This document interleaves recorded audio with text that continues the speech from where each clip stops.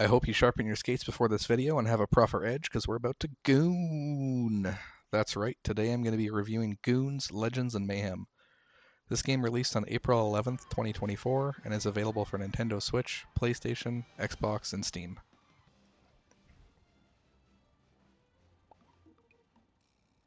Goons, Legends, and Mayhem is a chaotic, minigame-filled arcade hockey game with a plethora of customizable options. In the world of Zambonia, players quickly get involved in saving the kingdom when white substance fills the air with a line-snorting old wizard taking center stage. This game offers players with enough minigames, customization opportunities, and explorable adventures to have a few hours of non-stop gooning.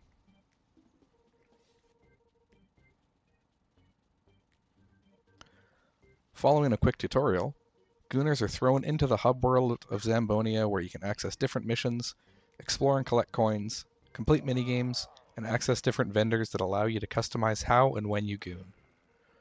While the story missions are only available for independent gooning, you can also have some online group gooning sessions.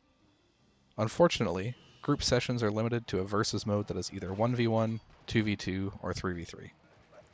I admittedly didn't look into the co-op elements before I bought the game and expected it to be a mix of Fat Princess Adventures and the classic NHL 3-on-3 arcade based on what I saw from the Xbox store, and that's on me, but it was extremely disappointing that I couldn't goon with a friend throughout the story.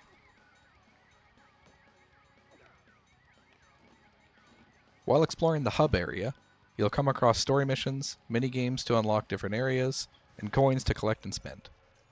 Outside of the story missions, the co-op versus mode that's accessible through the hub offers you with an opportunity to further develop your team bonding with a group goon session.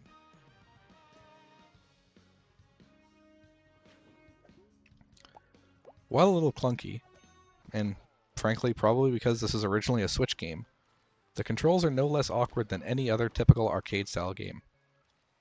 The gliding when exploring the hub of Zambonia can accidentally cause you to get amped up quickly and propel yourself further than you intended to as well, though that's just more of a skill issue.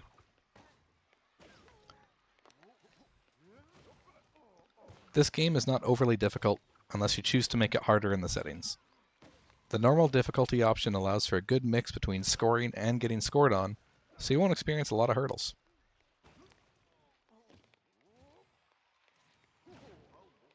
While the loading screens are quite slow at times, I never experienced any major glitches or game-breaking bugs. The art style resembles a classic approach to arcade games that is sorely lacking in these types of games in recent years, and the frame rates were consistently smooth. Overall, not too bad.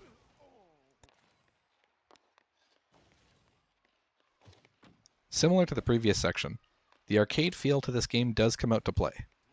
From shooting pucks, goal horns, hitting players, and other sounds, this is your typical arcade video game experience.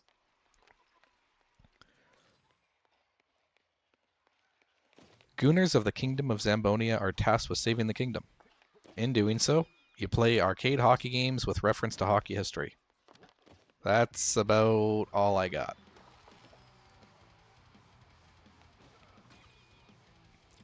This is an arcade game.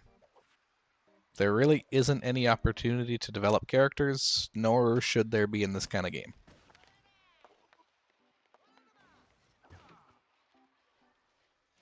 While the story is fine, and you may want to play through it again at some point, where the replayability really comes in is when you complete PvP games with friends or other missions to gain more of the 3 different types of currency available to unlock more customization options. Admittedly though, I was pretty tired of gooning after a handful of hours and never bothered to continue unlocking more ways to goon. Overall, this arcade-like hockey adventure is fun for a couple of hours of either solo or group gooning. After that, however, you will find yourself fatigued and need a chance to recover your stamina if you want to keep going to earn yourself the status of gooning legend. After a few hours for myself though, my appetite was satisfied and I never really felt the urge to pick up where I left off, and the lack of group gooning opportunities kind of killed my excitement. I didn't even bother unlocking the rest of the characters or customization options after the first few hours, which honestly says a lot for me because I typically goon to that kind of stuff. For me, this is a 4 out of 10.